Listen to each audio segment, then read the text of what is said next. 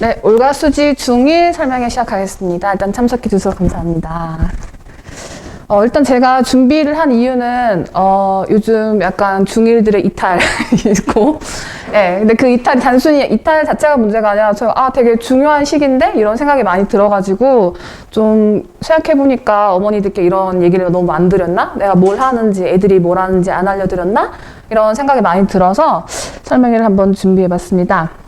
일단 제가 주요 모토로 삼은 것은 꾸준히입니다. 네, 1학년이 되게 안 중요한 시기라기보다는 좀 여유 있게 보내도 되지 않나 싶은 시기일 수 있지만 국어 같은 경우에는 꾸준히 해나가야 나중에 결실을 맺는다고 생각했기 때문에 그래서 이렇게 모토를 한번 잡아봤습니다. 네, 저는 중1 담임이자 중등 독서 맡고 있는 최지은입니다. 네. 와주셔서 너무 감사해요. 눈물 날 뻔했네. 네, 첫 번째는 하나, 중1 왜 중요한가에 대해서 제가 한번 생각해 봤습니다. 일단 국어의 경우인데요. 국어 같은 경우에는 내신 1 준비하는 그런 교재로 공부를 하고 있고요.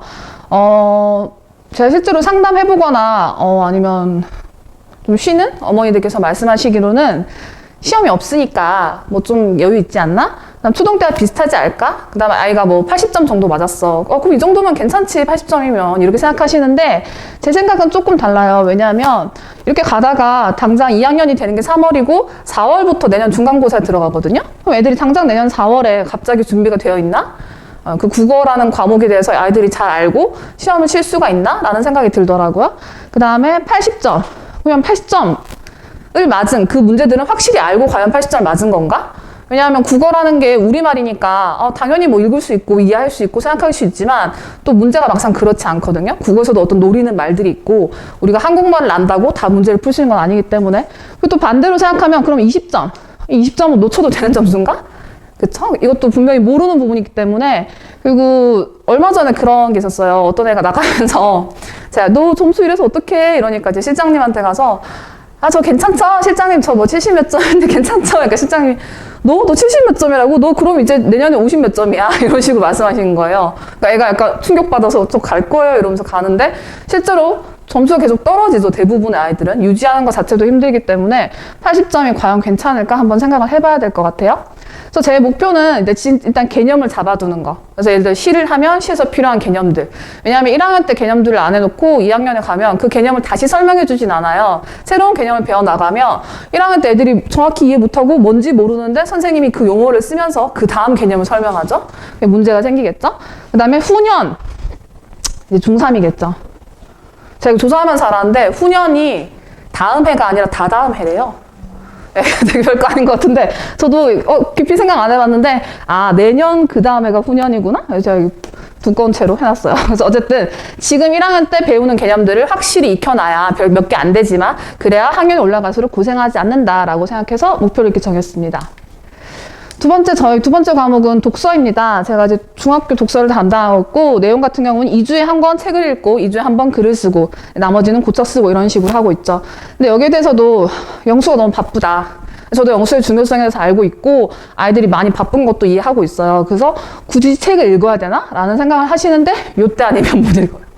중2 되면 실제로 아이들이 책을 더 못 읽고 거기에 대해서 어머니들이 애가 뭐 집에 있는데 책을 안 읽어요가 아니라 정말로 어머니가 시간이 없어서 못 읽는다고 말씀하세요. 1학년이랑 확실히 다르죠? 그래서 저는 오히려 지금 읽지 않으면 진짜 시간이 없다 이런 생각이 많이 들고 그리고 제 생각은 책 한 권이 어떤 한 과목의 한 학기 분량이기도 하다는 생각이 들어요. 예를 들어 정치에 관한 책을 읽으면 그 정치에 관한 책에 들어있는 모든 내용들이 나중에 어떤 사회 과목이 들어있는 한 학기의 분량일 수도 있고 또 뭐 과학에 관한 책을 읽으면 그 과학에 관한 어떤 뭐 생물이다 이런 거면 그 생물에 관한 것도 나중에 한 과목의 한 학기의 분량일 수도 있고 근데 그게 별거 아닌 것 같고 아이들이 당연히 막 외우진 않지만 한번 책에서 봤던 거를 교과목으로 접했을 때 좀 더 친숙하게 접할 수 있다는 거 그래서 저는 굉장히 중요하다고 생각하고 그 다음에 읽고 쓰는 습관 이것도 저는 쉽지 않다고 생각하는 게 사실 뭐 수학도 만만치 않지만 저는 이렇게 생각해요. 수학은 어른들한테 새로운 공식을 하나 갖춰주고 이제 뭐 1시간을 주고 응용해봐라 하면 이렇게 저렇게 굴리다 보면 응용이 될 수 있겠죠? 근데 갑자기 어른들한테 글을 안 쓰는 어른들한테 천자 써봐라 쉽지 않거든요. 갑자기 많은 글의 분량을 쓴다는 거 진짜 쉽지 않고 대표적인 사례로 이건 뭐 글쓰기 실력을 떠나서 초등학교 때부터 하던 친구들은 지금 제가 이제 800자 줄고 쓰면 아무렇지 않게 줄줄 써요. 예, 거기에 대해서 부담도 안 느끼고 아무 감각이 없이 그냥 당연히 쓰는데 새로 들어온 친구들은 800자요? 하면 이제 못 쓰는 거죠. 400자도 버거워하고 그래서 얘는 읽고 쓴다는 것 자체는 습관이 돼야 된다고 생각하기 때문에 독서에서 목표는 문학, 비문학은 물론 타가문까지도 익숙하게 느낄 수 있도록 계속 책을 계속 읽어 나가고 또 혹시 애들이 덜 읽어오거나 못 읽어오면 제가 거기에 대한 설명을 해주고 또 다른 아이들이 읽어오기 때문에 다른 아이들한테 재미를 대신 느낄 수도 있기도 하고 이 책 나는 별로였는데 또 저렇게 보니까 재밌네? 할 수도 있는 거 네, 그런 걸 목표로 삼고 있습니다. 그 다음은 논리입니다. 논리 같은 경우에는 사실 독서보다 내용이 조금 더 난이도가 있고요. 그래서 내용은 비판적으로 생각하는 거, 그 다음에 논리적으로 말하는 거. 저는 크게 이렇게 두 가지로 구성되었다고 생각하고 또 어머니들께서 쉽게 생각하시는 게 애가 한국말 잘하니까 조잘조잘하고 말 잘하니까 이렇게 시키면 또 할 수 있지 않을까 하는데 이제 이것도 쉽지 않다는 거죠. 갑자기 하라면. 그래서 저는 이제 언어 습관이라는 게 쉽게 바뀌지 않는다. 예를 들어 요즘 아이들이 카톡을 너무 많이 쓰니까 카톡에서 쓰는 말을 글쓰기 할 때 자기도 모르게 무심코 써버리더라고요. 그러니까 카톡에서 줄여 쓰는 막 쌤 이런 말들을 일부러 의도한 것도 아닌데 그냥 쓰게 되는 거. 그러니까 습관이겠죠, 그것도. 그 다음에 이제 무슨 말을 할 때 생각을 말하고 근거를 반드시 붙이고 가능하면 이 근거를 더 강화시킬 수 있는 예시를 말하고 이러는 것도 이제 습관이 돼야 항상 그 순서대로 하게 되고 꼭 제가 뭐 가르치지 않아도 기본적으로 처음에 와서 이제 테스트를 볼 때 이렇게 글을 자연스럽게 구성하는 아이들이 있어요. 이제 그런 거는 습관이 된 거겠죠? 그래서 이런 것도 굳어져야 자연스럽게. 그리고 또 이제 전 논리라는 것은 사회에 나가서, 그러니까 어디 나가서도 자기 생각을 똑바로 말할 수 있다는 거 굉장히 중요하다고 생각하거든요. 어른이 되면서 느낀 거는 밖에 나가서 말만 잘하고 똑부러져도 사람들 좀 얕보지 않는 거. 예. 그래서 이런 것도 긴 시간 동안 연습이 필요하다라는 생각이 들어서 이렇게 목표를 정해봤습니다. 마지막은 저희 어휘 테스트인데 요건 제가 고민이 굉장히 많은 부분이에요. 매주 테스트를 보고 있고 내용은 관용어, 속담, 사자성어, 뭐 다이어 이런 것들을 하고 있는데 이런 것도 별거 아니고 한 일주일에 뭐 15분, 20분 투자하는 거고 사실상 아이들이 집에서 열심히 공부해온 아이들보다는 와서 이제 당장 막 급하게 외워서 치는 아이들이 많기 때문에 뭐 이런 거 자연스럽게 알게 되지 않나? 뭐 글 읽다 보면 나오는 거니까 생각할 수 있지만 저는 이것도 잘하면 좋은 거라고 분명히 생각하고 있거든요. 왜냐하면 저는 아무렇지 않게 쓰는 속담이나 관용어인데 애들이 누가 이렇게 말해요? 이럴 때가 있어요. 그냥 아니야 선생님 이거 말할 때 써. 진짜 실제로 써. 하는데 쓸 수 있게 되려면 당연히 이게 자연스럽게 익어야겠죠? 툭 튀어나올 수 있을 정도로. 그리고 이런 것들이 저도 수능 칠 때 생각나지만 항상 문제에 하나씩 들어가 있어요. 뭐 밑줄 치고 다음에 해당하는 사자성어를 찾아라는 문제 꼭 들어가 있기 때문에 국어 전반은 물론 다른 지식을 습득할 때도 모르면 어렵겠죠. 자연스럽게 점점 늘어가니까 이런 말들이. 그리고 이건 좀 특이한 경우인데 성적과 무관하기도 해요. 그러니까 국어를 굉장히 잘하는데 속담이나 사자성어만 모르거나 요거는 약간 한자랑 엮여있는 경우도 많죠. 한자를 잘 몰라서 부족한 경우 이런 것도 많고. 그래서 어쨌든 저는 이것도 꾸준히 해나가면 좋은데 이 어휘 테스트를 보는 방식에 대해서는 굉장히 고민이 많아서 이따 뒷부분에 한 번 더 말씀드리겠습니다. 일단 목표 자체는 인생 전반에 걸쳐서 무언가를 습득하는데 불편을 겪지 않을 수 있도록 하는 게 목표라고 생각하고 있습니다. 자, 그래서 이제 요약을 하자면 왜 중요한가? 일단 첫 번째, 모국어라서 읽을 수 있다는 이유로 너무 쉽게 보지 않나. 그리고 반대로 중1이니까 시간적 여유가 있을 때 성실히 끊김없이 내공을 쌓아둬야 한다라고 생각하고 저는 어떤 과목보다도 하루 이틀로 티가 나지 않는다고 생각해요. 물론 영어도 어렵지만 또 수학도 나름대로 난이도가 있지만 국어는 너무 티가 안 나고 갑자기 올리기가 참 힘든 과목이라는 생각이 들더라고요. 그래서 반대로 말하면 멀리 보고 오래 봐야 효과를 거둘 수 있다. 그래서 아까 말씀하셨던 모토대로 꾸준히 해나가야 한다라고 생각합니다. 그래서 제가 별지를 따로 드렸는데 별지 같은 경우에는 저희가 이제 프로파일을 아이들이 작성하고 있어요. 그래서 어떤 식으로 저희가 관리하고 있는지 드린 거거든요. 그래서 이제 좀 더 별지는 자세히 나와 있고 여기 간단하게 요약만 해놓은 건데 이제 국어, 독서 논리, 그다음 특이사항 이렇게 구분을 해놓고 이제 달마다 아이가 어떻다. 그래서 지금 중학생 같은 경우는 과목마다 선생님이 다르기 때문에 이제 그 다른 선생님한테 이제 받죠, 그 내용을. 선생님 요즘 얘가 어떻죠? 예를 들어 신선해면. 신선해가 어떻죠? 이건 가명이지만 여기는 내용은 실제 아이 걸 가져온 거예요, 제가. 실제로 제가 쓴 걸 가져온 거고 이제 뭐 여기 2월달 같은 경우는 코로나로 생략됐고 그다음에 뭐 독서 논리는 이런 식으로 진행되고 있다. 얘는 좀 오락가락 하죠. 실제로 제가 이 누군지 제가 아는데 오락가락해요. 1학년 친구들 중에는 아직 그런 경우가 많더라고요. 자기가 흥미 있거나 관심 있는 책이면 되게 좀 잘 쓰고, 자기가 좀 재미없고 관심 없는 뭐 과학 기술 분야 이러면 좀 약간 글이 막 흐트러지고 막 무너지고 이런 경우가 있어서 이 친구는 좀 오락가락. 그 다음에 요거 같은 경우는 제가 이제 클리닉을 어떻게 진행하고 있는지 적어놔서 이제 아무래도 했던 부분은 좀 더 나아지는 거? 여기 시를 어려워해서 여기는 이제 시 분석하기 이런 거 같이 했던 것 같아요. 네. 이런 식으로 관리하고 있고 점점 채워지겠죠? 지금은 저희가 코로나 때문에 애들이 여기 많이 쉬어가지고 비어있는 경우가 많아서 앞으로 계속 채워질 거라 생각하고 있습니다. 그 다음 제가 두 번째로는 클리닉을 넣었어요. 왜냐하면 제가 클리닉을 굉장히 중요하게 생각하고 사실 본 수업 3시간도 중요하지만 아이들이 진짜 실력을 키울 수 있는 거는 저는 클리닉 시간이라 생각하거든요. 그래서 클리닉을 어떻게 운영하고 있는지 한번 알려드리겠습니다. 일단 문법 같은 경우에는 저희 학원 자체적으로 교재를 이제 순서대로 정리를 했는데 1학년은 자문자답 1권, 2권 이렇게 2권 정도를 할 거예요. 아마 이제 2학년 3학년 올라가면 3권, 4권도 있는데 이제 2학년 선생님, 3학년 선생님이랑 이제 클리닉 하시겠죠? 그래서 이제 1학년 같은 경우는 1권, 2권 정도고 이제 1권에서 두 번째 파트가 품사. 여기 중1에서 가장 중요한 문법입니다.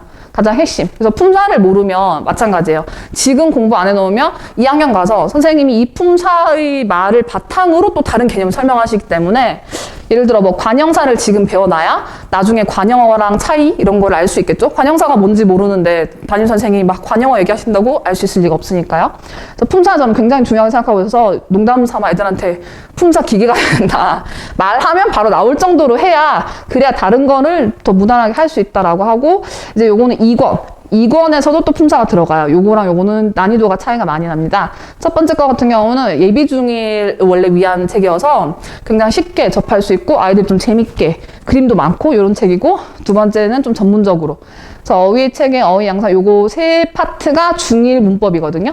그래서 요거를 마스터해 두는 거. 근데 지금 중1 국어 같은 경우에는 그 통합교재를 쓰고 있어요. 학교마다 출판사가 달라서. 그래서 1학기 때 나온 부분이 2학기 때 또 나와요. 그래서 요 세 개, 품사, 어휘, 체계, 어휘, 양상 요것도 1학기 때 나오고 2학기 또 나오기 때문에 복습을 여러 번 할 기회가 있고 그게 아니더라도 저도 이제 국어 선생님한테 말씀드리는 게 품사는 제가 잡아놓겠다. 그래서 이제 국어할 때 무리 없게 하겠다라고 말씀드렸기 때문에 요거 집중적으로 하고 있고 그 다음에 네 번째 파트가 발음 표기, 특성, 담화, 한글 창제 원리인데 요건 이제 중2 내신 기간 들어가겠죠? 그러니까 학교에 시험 볼 때 이 부분 들어가서 이 부분을 특히 신경 쓰겠다. 예. 나머지 부분도 물론 열심히 하는데 이 부분들은 당장 굉장히 중요하고 특히 시험이랑 엮였기 때문에 갑자기 올라가서 하기 쉽지 않으니까 열심히 해두겠다라는 거고 수능이랑 연계했을 때는 이 문법 자체는 언어와 매체, 화법과 작문, 열한문항이랑 연관이 돼 있는데 아마 나중에 이따가 이제 원장님께서 수능에 관한 말씀 좀 하시겠지만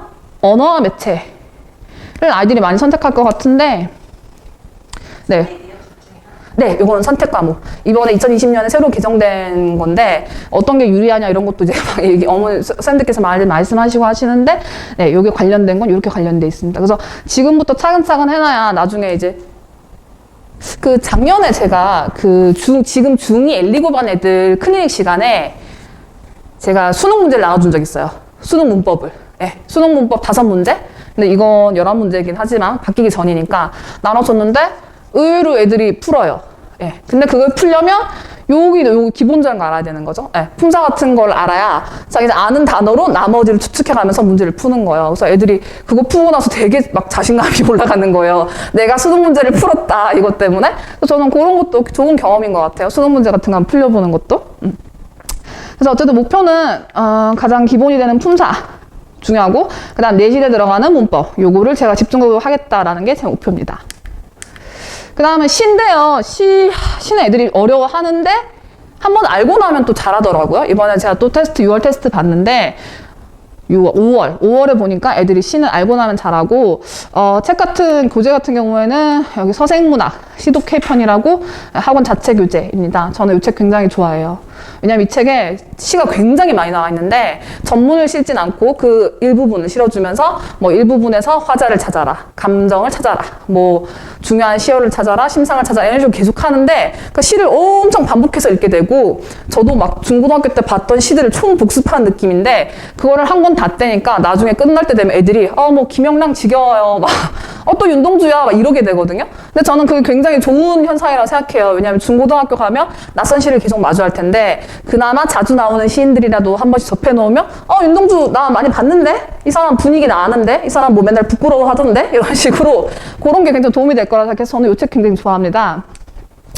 여기서 나오는 두 부분은 운율. 이게 중1 때 굉장히 중요한 개념이고요. 그 다음에 이건 잘못됐네. 앞에 거랑 복사가 됐네요. 죄송해요. 그 다음에 뒤에 나오는 부분은 아마 심상 이런 걸 거예요. 예, 1학기 때 나오는 게 운율, 심상이라서 그 부분을 중점적으로 할 수 있고 요거는 이제 국어, 수능 국어랑 연결해서 생각했을 때 현대시랑 고전시가. 네. 고전시가는 이제 주로 그거죠. 시조죠, 시조. 네. 시조도 간간히 나오고 8문항이지만 어쨌든 저는 이렇게 애들이 100편이 넘는 시를 접하면서 시를 어렵지 않다고 느끼게 될 수 있는 것 자체만으로도 되게 의미가 있다고 생각해서 요것도 1학년 때 해두면 좋은 것 같아요. 예, 여유 있게 감상하고 저도 사실 요거 할 때는 애들한테 이렇게 막 정해진 답을 말해주진 않아요. 뭐 진취, 적, 의지, 적 이렇게 하지 않고 야, 이 사람 진짜 장난 아니지 않냐? 뭘 해도 잘할 사람 같지 않니? 이런 식으로 이제 애들이랑 편하게 얘기하면서 해나가는데 그런 게 나중에 아이들한테 익숙하게 접해지지 않을까? 라는 기대로 진행하고 있고 그런 게 또 중1의 재미지 않나 그런 생각을 합니다. 그 다음에 소설인데요. 이것도 서생문학의 소설 독해편이라는 책이고요. 아까 시독해편이랑 비슷해서 소설이 되게 많이 나와요. 근데 아직 이 책은 제가 들어간 친구는 없고 1학년 중에서는 소설도 아이들이 좀 어려워하는데 특히 저는 이 갈등에 대해서 얘기를 하고 싶은데 제가 시험을 치면 아이들이 이런 게 문제가 있어요. 예를 들어 홍길동전에 나오는 내용인데 홍길동전 문제에서 여기서 나오는 주요 갈등의 내용은 이렇게 문제가 나와요. 그러면 이제 애들이 갈등이란 말을 알긴 알죠. 어렴풋이. 그러니까 길동이가 엄마한테 엄마 저 집 나가겠어요 이런 이제 대화문을 주면 얘 엄마랑 사이가 안 좋네. 그럼 이제 지문 중에서 1번 엄마랑 아침밥 먹니 안 먹니로 싸운 아이가 있다 하면 이제 1번을 체크하는 거죠. 근데 홍길동전의 주요 내용은 사실 어떤 사회의 제도와 관습과의 갈등이거든요. 그러니까 이 문제를 풀 수 있으려면 갈등의 내용을 배워야 되는 거죠, 개념을. 내적 갈등이다, 외적 갈등이다, 이런 이제 용어들을 배워야 되는데, 배우고 나서도 또 접하기가 쉽지 않아요. 그거 따로 배우고, 문제 풀 때 되면, 엄마랑 하면서 이제 1번 체크하는 거죠. 그래서 저는 이제 개념이 중요하다고 생각하고, 갈등이라는 개념을 배운 다음에 아이들이 문제 적용시킬 수 있는지, 그거를 계속 반복적으로 연습해야 아이들이 안 틀릴 거라 생각하는데, 아직까지는 많이 틀리고 있고요. 그 다음에 수능 국어에서는 현대소설, 고전소설 9문항이랑 연계되고 이번에 6월 시험에서도 홍길동전 아이들이 너무 많이 틀렸더라고요. 이제 1학년들이 저는 생각 못했지만 막 서자라든지 입신양명 이런 단어 너무 어려워하는 거예요. 분명히 제가 막 칠판에서 강조하면 설명했는데 시험 칠 때 선생님 입신양명이 뭐예요? 야, 그거 내가 가르쳐주면 다 가르쳐주는 거지. 그래서 엄청 틀려가지고 제가 다시 하기로 했어요. 홍길동 다시 한다. 안 되겠다. 근데 입신양명? 중요한 단어죠, 그죠? 그런 사자성어, 아까 저희가 어휘 할 때 하겠지만 애들이 자꾸 보고 자꾸 익혀야 완전히 알게 되니까. 그래서 목표는 소설의 기본 개념, 문제를 풀 때 자주 나오는 개념들이 있거든요. 그거를 완전히 습득하는 게 목표입니다. 그 다음 비문학이에요. 비문학은 시시비비 1권, 2권 이렇게 두 가지로 하고 있고요. 1권에서는 문장 독해, 단락 독해 나눠져 있는데 1권은 엄청 내용이 많고 아직은 제가 시도는 안 해봤고 2권을 시도한 친구들은 좀 있어요. 2권 같은 경우에는 좀 비문학 어느 정도 하는 친구들인데 바로 지문을 주고 그 지문에 문단별로 주제를 각자 정리하고 그다음 문제 풀기 이렇게 하는 건데 괜찮았어요. 일단 저는 비문학 좋아하는 게 다양한 지문을 접할 수 있기 때문에 이것도 어떻게 보면 책의 축소판이죠. 그거 보면서 아이들이 또 지식도 늘어가고 그 다음에 문제 푸는 팁도 익히고 이런 거 괜찮고 국어에서 비문학이 지금 굉장히 중요하죠. 비문학이 17문항이나 되고 너무 난이도가 높고 그리고 사실 제가 유튜브 수요 독서? 저희 코너 아세요, 혹시? 수요 독서를 하면서 이제 수능 국어랑 엮어서 뭔가 책을 골라볼까라는 생각도 했었어요. 근데 수능 국어에 나오는 비문학 지문이 너무 어렵고 제가 다 뒤져보니까 그게 다 대학에서 쓰는 대학 교재에서 뽑은 지문들인 거예요. 그것도 전공 지문에서 뽑은. 그러니까 그걸 가지고 책을 고르려면 대학 교재를 고를 수밖에 없는 거예요. 그래서 결국은 뭐냐. 그 대학에서 보는 그 책 내용을 알아야 된다는 게 아니라 문제를 풀 때 어떤 팁, 그러니까 그 내용 전체를 이해하는 게 아니라 그 주어진 지문에서 뭔가를 파악해서 문제를 푸는 그것만 하면 되는 거지 대학 가서 배울 거를 고3 때 모두 이해해야 된다는 건 아니거든요. 근데 앞으로 어떤 식으로 공부해 나갈 수 있는지 영향을 보는 거라고 생각하기 때문에 비문학도 굉장히 중요하죠. 그래서 비문학은 일단 모든 아이들이 다 하는 걸로 생각하고 있고 목표는 지문을 읽어내는 기술을 익히는 거. 그것을 목표로 두고 있습니다. 그래서 결과적으로는 필요에 따라서 이건 아이들마다 다른데 뭐 어휘 테스트 풀이를 하기도 하고 아니면 기사문을 읽기도 하고 요약하기도 하고 글쓰기 하는 친구도 있고요. 이거 다양하게 하고 있고 그 다음에 수행과제 학교에서 뭐 수행과제 관련된 어떤 미션이 있으면 같이 해결해도 저는 좋을 것 같아요. 저도 이렇게 학교에서 새로운 거 받아서 학교에서 이런 것도 하구나 하고 같이 해본 것도 좋고 그 다음에 또 이제 클리닉 시간에 국어 테스트 실시하고 있고요. 마찬가지 클리닉도 저는 안 빠지고 꼭 와야 된다. 계속 꾸준히 와야 제가 관리할 수 있고 얘가 이제 이걸 했고 이 정도는 뭐 이건 됐고 이런 식으로 할 수 있기 때문에 꾸준히 하는 게 중요하다라고 생각하고 있습니다. 그 다음에 세 번째는 국어인데요. 국어 과목 같은 경우 어떻게 하고 있나. 국어는 지금 국어 선생님 계시고 그 선생님은 2학년 담임 선생님이신데 지금 내신 기간이라서 내신 기간에는 이제 애들이 3시간 내내 내신만 하거든요. 그래서 제가 이제 내신 기간에는 국어도 같이 하고 이제 내신 기간 아닐 때는 국어쌤이랑 하고 그래서 같이 연계해서 하고 국어쌤은 저랑 얘기를 많이 하죠. 그래서 이번에도 시험 치고 국어쌤도 점수 보여드리고 같이 얘가 어떻고 뭐 이런 얘기 많이 하는데 일단 진행 같은 경우에는 진도 내용 저희 한 끝이란 교재를 쓰고 있죠. 그 내용을 이해하고 있나. 그래서 저희가 매월 진단평가 보고 있습니다. 그 다음에 중요한 거는 연 4회. 물론 뭐 똑같이 시험이긴 하지만 그래도 그 2학년들, 3학년들이 시험 칠 때 똑같이 중간 기말고사 맞춰서 보는 거. 지난달엔 저희가 중간고사를 봤죠. 이번 달은 6월 진단평가 봤고요. 그래서 이제 학생별 틀린 문제 유형, 취약점 다 분석하고 그 다음에 점수를 제가 누적 기록해서 관리하고 있는데 아직은 점수가 그렇게 많이 누적되진 않았어요. 지난달 같은 경우 다닌 애들이 별로 없고 배운 게 별로 없어서 사실 지난달, 이번 달, 이 2달 정도인데 다음 달 한 번 더 나와봐야 좀 학생들마다 대충 알 것 같고 그 다음에 제가 관리하는 건 이제 학생별로 순항, 분발, 위기 나는 긍정적인 용어를 쓰려고 잘함 못함 이럴 순 없으니까 긍정적인 용어를 쓰려고 이렇게 관리를 하고 있는데 아직 조금 오락가락한 아이들이 있어요. 아직 1학년이고 뭐 시험마다 좀 편차가 있고 이렇게 돼서 그 다음에 중간기말 같은 경우는 중간도 지난달에 봤던 중간고사 같은 경우도 저희 게 아니라 순회 본원에서 받아온 거예요. 저희가 이제 명수가 얼마 안 되니까 순회는 명수가 많거든요. 그래서 이제 합쳐서 대충 어느 정도 된다 이런 걸 파악하기 위해서 받아왔는데 기말도 제가 이제 받아올 생각이고 기말 같은 경우에는 확실히 등수를 좀 다 전체적인 등수를 그러니까 뭐 그 학원에 누가 몇 점인 걸 알 필요 없죠. 이름은 다 지워도 되지만 어쨌든 점수를 쫙 받으면 우리 애들이 어디쯤 들어가는지는 알 수 있으니까 그렇게 해서 다음 달 같은 경우에는 기말을 한번 그렇게 볼까 생각 중이고 지금 다니는 애들 같은 경우는 기말 볼 때쯤이면 아마 진도가 거의 다 소화가 됐을 것 같아요. 그래서 다음 달 한 번 더 봐봐야 개인적으로 확실히 알 수 있을 것 같습니다. 그래서 어떻게 관리하고 있냐라고 쓰는 것도 이것도 제가 점수랑 이름을 살짝 바꿨고 내용은 실제로 제가 갖고 있는 걸 가져온 거예요. 그래서 순항하는 친구 김올가라고 했는데 이 친구는 2문제 틀렸죠. 시조의 특징, 시조에 대한 설명. 그러니까 얘는 뭐가 부족한지 확실히 보이죠.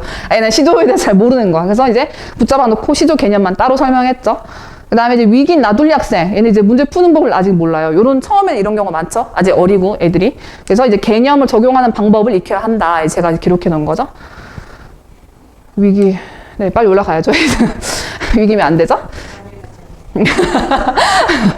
그 다음에 네 번째는 독서입니다. 제가 독서는 처음 오자마자부터 신경을 좀 많이 쓴 부분인데 일단 이달에 독서상이라고 있어요. 아직 모르는 친구들이 많은데 제가 나름 애들이 또 자기 못 받은 거 알면 서운해 보여서 막 엄청 홍보하진 않았지만 세 분야로 나눠서 상을 주고 있고요. 이달의 기록은 숙제로 하는 독서 기록자. 요거는 사실 성실하기만 하면 됩니다. 일단 분량을 애들이 안 채워와요. 숙제기 때문에 대충 해오기 때문에 저는 성실성을 가장 크게 보고 그 다음에 이달의 글은 말 그대로 이제 글 전체를 좀 잘 써야겠죠. 근데 저는 꾸준히 잘 쓰는 친구보다는 그냥 그런 줄 알았는데 어머 이번 거 되게 잘 썼다. 이런 경우에 좀 잘 줘요. 왜냐하면 나 못하는 줄 알았는데 잘하네 이런 좀 마음이 생겼으면 해서 그 다음에 이달의 문장 요것도 진짜 이제 한 문장을 꼽아요. 한두 문장? 요것도 글 전체를 잘 쓸 필요도 없고 뭐 평소에 뭐 기록을 엄청 열심히 할 필요도 없지만 가끔 읽다 보면 얘가 뭔가 인생에 대해서 아는 것 같은 느낌이 들 때가 있단 말이죠. 그럴 때 뽑아주는 거죠. 그래서 이렇게 매달 새 친구 주고 있고요. 요거 내용은 제가 상장도 만들고 그 다음에 이제 네이버 카페도 올리고 그다음 저희 데스크 옆에다가 이제 뽑아서 다 붙여놓고 그 친구한테 상장 주고 이런 식으로 하고 있습니다. 그래서 모든 아이들이 골고루 다 받게 되면 좋겠네요. 난 글쓰기 목표는 저는 일단 어떤 형식이나 어떤 분량을 줘도 아이들이 할 수 있게끔 하는 게 제 목표고, 지금은 글쓰기 고쳐쓰기 하고 있고, 한 번은 400자, 한 번은 800자 이렇게 하고 있습니다. 400자 같은 경우에는 이제 제가 생각할 때 주장 근거를 간단하게 간략하게 밝힐 수 있고, 약간 면접용을 대비하고 있어요. 어디 나가서 자기가 자기 주장이나 말할 때. 그다음 우리 학원은 뭐 특목고 지원 아이들이 많기 때문에 그런 경우에도 면접용에서 좀 유리하지 않을까 생각해서 쓰고 있고, 800자는 이제 말 그대로 한 편의 글을 완성된 글을 쓰는 거죠. 서론, 본론, 결론을 할 수 있게. 그리고 이제 논술용, 예, 완전한 글을 쓸 수 있게. 사실 뭐 1500자 이렇게 쓰면 좋긴 한데 시간상 안 되고, 또 800자 정도 쓰면 그 이상은 다 쓰더라고요. 예, 800자를 써보니까 뭐 1200, 1500은 쭉 가더라고요. 근데 400자에서 800자 가는 건 쉽지 않아요.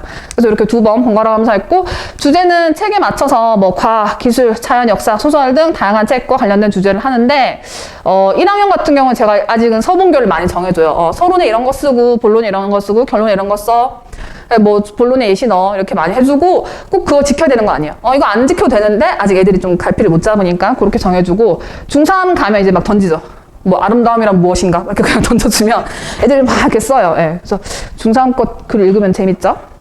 그다음 형식은 아무래도 학교에서 많이 필요한 독후감, 논설문을 기본으로 하고, 이제 1년에 한두 번씩은 뭐 에세이, 편집글, 소설 이런 거 다양하게 시도해 보는데, 이런 걸 하면 좋은 게, 이런 걸 잘 못 쓰는 친구들도 가끔 막 창의력이 좋아서 막 소설을 잘 쓰는 친구, 이런 친구도 있어요. 그런 친구도 막 소설 쓸 때 막 2000자 쓰고 막 이럴 때 있거든요. 그래서 이런 거 한 번씩 해보면 좋더라고요. 다양한 시도를 하면 아이들이 재미도 느낄 수 있고, 그다음 천삭도 제가 1, 2, 3학년을 뭐 의도적으로 이런 건 아닌데 하다 보니까 이렇게 된 건데, 1학년은 아무래도 맞춤법, 띄어쓰기, 원고지 쓰는 법, 올바른 문장 쓰기, 비문 고치기 이런 거 하면 이제 다 거의 끝나요. 이런 거 하기 바쁘고, 그 다음에 2학년은 이제 글 전체로 어떻게 뭔가 흐름이 자연스럽나? 이상하지 않나? 이런 거? 예. 그런 거 하고, 3학년은 어느 정도 정리되는 글을 쓰기 때문에 이제 목적에 맞는 완성된 글, 한 편에 완성된 글을 쓰고 있냐? 요게 맞춰서 첨삭을 하고 있습니다.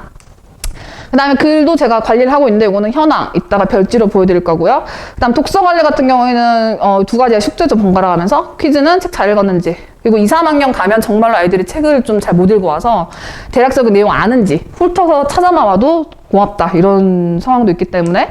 그 다음에 기록장은 아까 제가 상 주는 그 기록 잘 정리했나, 이런 거고요. 별지는 요겁니다. 1학년 고길동이라는 친구인데, 실제로 있는 친구지만 이름 바꿨어요. 예. 이 친구는 글이 엄청 많이 늘었어요. 3월달 같은 경우만 해도 보시면 이상하실 거예요. 그 현상은 한눈에 보이는 것이 아니라 하나의 움직임으로 연쇄되면서 큰 피해를 불러오기 때문에 사람들은 당사경이 아니면 크게 엄두에 두고 있지 않습니다 라고 썼는데, 사실 좋은 문장은 아니죠. 문장이 너무 길고, 그 다음에 말하는 바가 좀 명확하지 않고, 그 다음 띄어쓰기도 난리가 났어요. 지금 그 하고 안 띄우고, 한도 안 띄우고, 겉도 안 띄우고 뭐 이런 식으로 엄청 문제가 있죠. 근데 6월만 돼도 이렇게 글을 깔끔하게 썼어요. 공을 받은 경우에는 한 사람이 추가로 게임에 참여할 수 있지만, 공에 맞는 경우에는 퇴장하게 된다. 피구는 일정한 시간까지 안쪽에 남아있는 팀이 승리하게 된다. 이거 되게 별거 아닌 것 같지만, 어머니 여기서 이거 넘어가는 거 쉽지 않거든요. 엄청 깔끔해진 거예요. 문장이 요거는 명확하게 이해가 되고, 그냥 우리가 책에 읽었을 때 책에서 나오는 그런 내용 같죠. 그래서 이 친구는 정말 제가 평소에도 칭찬을 많이 해주는 친구고요. 그 다음에 제가 이제 이렇게 관리를 하고 있어요. 이것도 제가 별지에 나왔지만 조금 간략하게 줄인 건데, 이제 그때 글 쓰면 그 주제 쓰고, 이제 틀린 거 이런 거 고쳐주고, 물론 당연히 첨삭한 거 가지고 제가 옮기는 거죠. 그 다음에 이런 식으로 뭐 문장이 어색한데 앞으로 뭐 얘는 의지가 강해서 잘해갈 거다 이렇게 하고, 여기 6월은 바뀌었죠. 문장들이 많이 깔끔해지고 맞춤법도 좋아졌다, 많이 정돈되어서 읽기 편해지고 다양한 시도 해봐도 좋을 것 같다, 이런 건 잘하니까 여기 이제 앞에 있는 글 가지고 정리한 건데, 이런 식으로 해나가면 제가 좋은 게 제가 눈에 보이더라고요. 얘가 진짜 늘고 있구나. 근데 만약에 계속 나가, 이게 계속 반복돼. 얘는 안 느는구나. 이제 얘기하죠, 얘 만나서. 야, 선생님 네 거 정리하는데 계속 같은 거 선생님 지적하고 있더라. 이제 고쳐야 되지 않을까? 이런 얘기를 하죠. 그래서 이렇게 관리를 하고 있습니다. 그 다음에 5번째인데요. 요거는 주제가 함께 해나가는 국어인데, 제가 혼자서 이런저런 생각을 많이 하고, 사실 어머님들과 계속 소통할 수도 없고, 애랑 얘기가 통하는 경우도 있지만 아직 1학년 너무 어려가지고 얘기가 안 된 경우도 있어서 고민하는 부분들에 대한 게 참 많아요. 일단 결석에 관한 건데, 저희가 지금 5타임 됐거든요. 월요일 6시가 생겼어요, 새로. 예, 그래서 5타임인데 결석을 하게 되면 꼭 다른 타임이라도 왔으면, 수업을 한 주 빠지면 타격이 생각보다 크기 때문에, 그 다음에 만약 결석하시면 연락 부탁드린, 뭐 여기서는 딱히 언급 안 해도 될 것 같지만, 그 다음 지각, 클리닉 보강 어렵죠? 근데 시간 옮기는 건 가능해요. 미리 연락 주시면. 제가 가능하면 저도 하는 게 좋고, 빠지는 건 저도 싫으니까. 그 다음에 적극적인 의견 표현, 이거 굉장히 저는 지금 선호하고 있습니다. 네. 아직 제가 애들도 그렇게 오래 만나지 않고 어머님들과도 오래 보지 않아서 잘 모르겠어요. 예, 어머님께서 어떤 생각하는지 잘 모를 때가 있기 때문에 바로바로 알려주신 게 전 제일 좋아요. 그 다음에 학원으로 연락 주신 게 가장 빠르고 제가 폰을 잘 안 보는 나쁜 습관이 있죠. 그 다음에 예, 혹시 만약에 제가 연락 안 드리면 저 이때 연락 주세요 해도 제가 바로 연락 드릴 거예요. 예, 그래서 이런 거 적극적으로 해주시면 저는 좋아합니다. 그 다음에 고민 중인 사항들이 있는데 이건 저 혼자 하는 게 아니라 학원도 고민이고 그전 도교수님도 하셨을 고민일 것 같고 이런 것들인데 첫 번째는 책 읽기. 우리 아이가 책을 안 읽어요. 제가 어떻게 해야 될지 모르겠어요. 제가 데리고 관리하는 게 아니라서 이거를 애를 남겨서 읽혀야 되나? 뭐 야단을 쳐야 되나? 이런저런 고민이 많은데 또 다 각각의 고민되는 상황들이 문제점이 있죠. 야단을 치면 애가 책 읽는 걸 싫어하게 되지 않을까? 이런 생각도 들고 남겨서 읽히는 것도 애가 막 그럼 나 국어 안 다녀.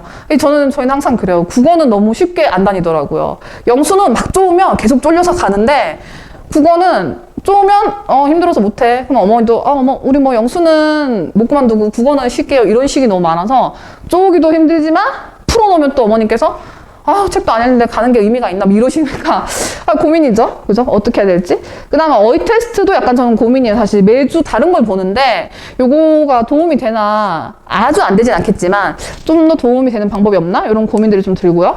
그 다음에 이제 저희가 지금 결석하는 경우에는 한 주 결석 이렇게 하는 경우는 동영상을 추천하는데 동영상을 잘 보고 있나? 애들이 학교 동영상도 잘 안 본다는데 이런 고민이 되죠. 네. 근데 한 주를 결석하면 저희가 보강이 너무 힘든 거죠. 선생님은 3명이고 3명 다 시간을 맞춰야 되고 이러니까 일단은 동영상 추천하고 있는데 어떤 식으로 이걸 보강할 수 있을지 이거 뭐 그 외에 또 다른 사항들 저는 생각 못하지만 가끔 부모님과 통화할 때 듣는 경우가 있어요. 네, 그런 것들. 그래서 이런 거에 대한 의견 제가 이렇게 따로 종이를 드렸거든요. 거기다 표시해서 주시면 제가 좀 도움이 될 것 같아요. 네, 그래서 소중한 의견 주시면 감사하겠습니다.